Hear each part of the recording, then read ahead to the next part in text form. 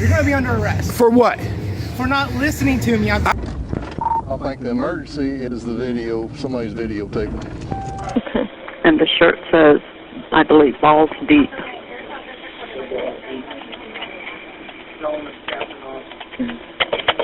He says his name is Captain Awesome. Hey guys, Rogue Nation here with you today. We got a video from Thomas Dillard. Now, I've covered this young man before. He's in the Tennessee area holding his local folks there accountable. So please go give him a like, share, and subscribe. Let him know the Major sent you and that we appreciate his work that he's doing out there. Because again, we need more people out there doing exactly this kind of work. You know, requesting records. Again, it's not always just doing videos. A lot of stuff can be done in the background anonymously, with requesting records or going to city council meetings and learning of the issues and then forwarding it to one of your local auditors or, you know, an auditor that will, you know, put the story out. I'm always willing to put out a good story about corruption, so definitely if you find some stuff, hit me up.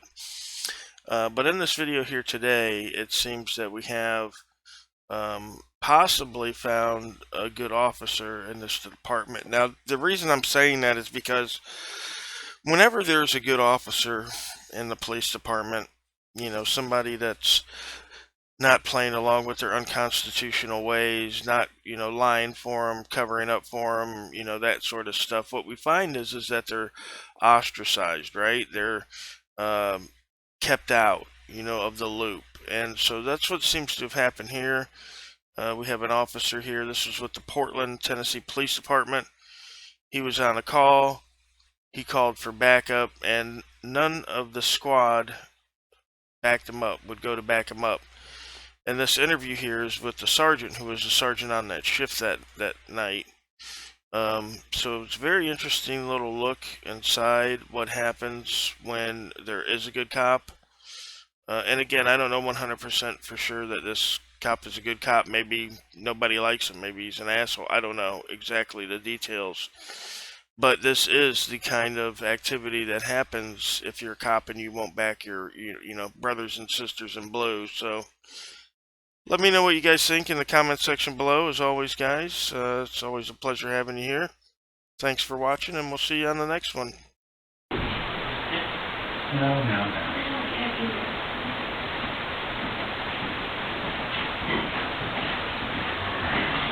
Have a seat over there. Oh, it's official. It's official. What the heck? Alright. Okay. I'm going to be asking you a series of questions off of what happened on October 4th. That's about 17:15 hours this last Wednesday. I'm sure you know what I'm talking about. Do you remember last Wednesday evening? Yes, well, maybe, because I left that day, next day for Georgia, my dad, but... Do you recall Officer Fonder calling for assistance and nobody responding to him?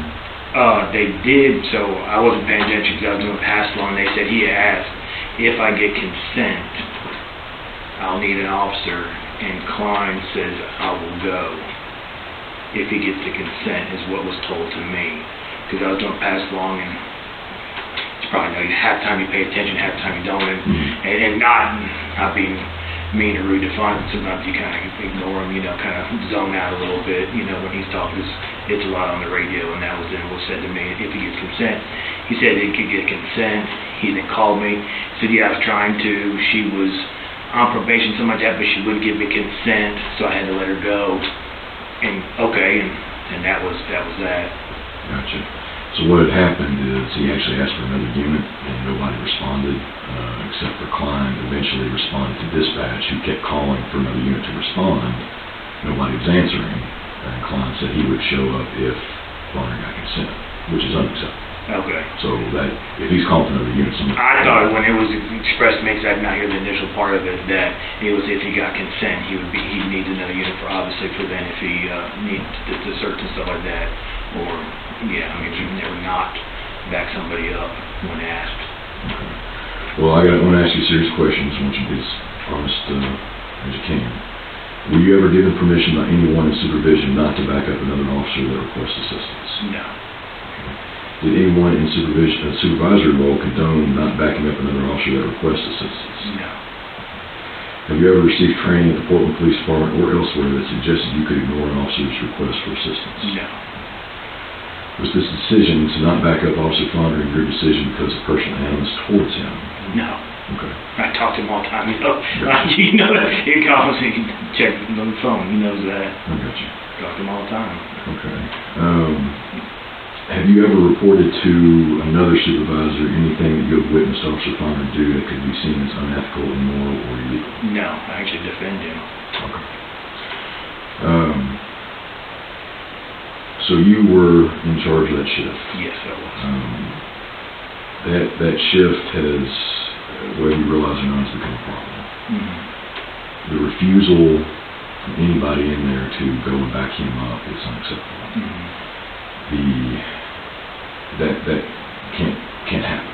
Right. So absolutely. if he had gotten hurt because of anybody's refusal to go back him up, everybody most likely would have been fired immediately. Mm-hmm. We would have indicted everyone for official misconduct, and we would move to strip everybody of their certifications. I'm sure you understand the reasons why. There have been times in the past where other officers have refused to go back him up, just not go. Mm-hmm. And I remember one instance where I was wondering if anybody was going to show up, and I was out on the road, and I went back to them. Mm-hmm. And of course I think that was handled, but now it's happening again. So we're going to talk to everybody, of course, about this. There's going to be some discipline, I'm sure. This kind of thing, this can't happen. Mm-hmm. I'm sure you understand. Absolutely. So the patrol room video, we didn't pull that and see who was in there at the time, what was happening, why wasn't anybody responding, and what we heard was horrible things that were being said by the shift. HR has already been contacted. Mayor's aware of what's going on. He wants to watch that video. When you watch it, and I'm sure the chief will probably have you watch it, it's blood boiling. Officer Fondren's out there working, everybody's in there screwing around and refusing to back him up and saying some worse things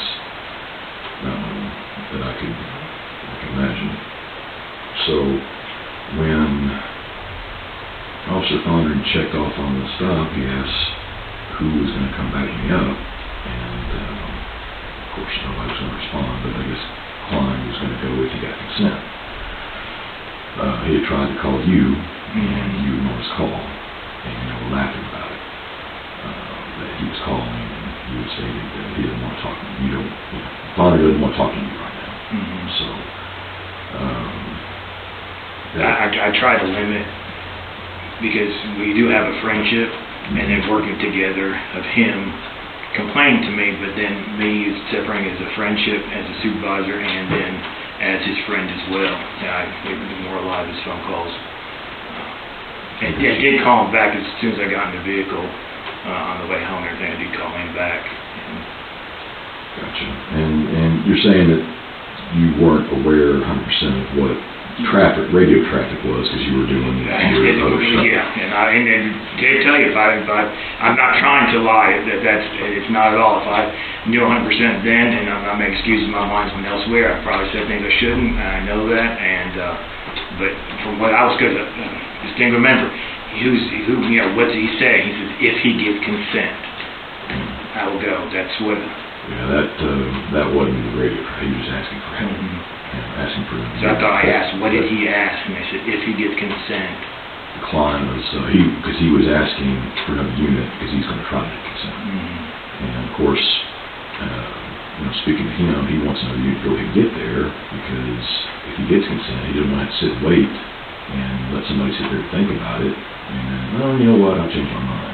They want to go ahead and get consent and go ahead and conduct a search, so they don't have a chance to sit there and change their mind. And which is valid. An officer should go ahead and respond to him without stipulations. just to go help him. I know he makes a lot of stops and he annoys a lot of people, but somebody, out of however many people were sitting there in the patrol room jerking around not doing anything, somebody could call and go. As a sergeant, if you were busy doing something else, but she looked around the room and said, "Who's going? Nobody going? All right, somebody go." Nobody goes. Rims, you're the zone car. Go back him up. If he refuses, you stand up. I'll go do it, but when I get back, there's going to be hell to pay, and you take care of it. That's, if you knew what was going on at the time, that's what should have happened. But you're saying you were kind of in and out, didn't exactly know what was happening. As sergeant that shift, But it's not an excuse either. Yeah, they are seen as become poison in this police department. The whole squad has become poison. They have attitudes and just not backing people up, not doing anything, barely doing anything. It's everybody's looking at it like, what are they doing? Why are, and especially after watching that video, my God, if everybody's going to complain or say things, I think go somewhere else. Go car to car and complain. For God's sakes, don't do it under the recording. I mean, everybody knows that we're just recording and do it there. But anyway, it's like you're not leading them. We're leading them in a different direction, I guess, by going with what they were doing instead of saying, "Hey, no, what are you doing? Get your butts out there, get to work, or go back him up or something." It seemed like you were playing along with what they were doing. I think a comment was made by Officer Brown that Officer Bonner needs his ass kicked.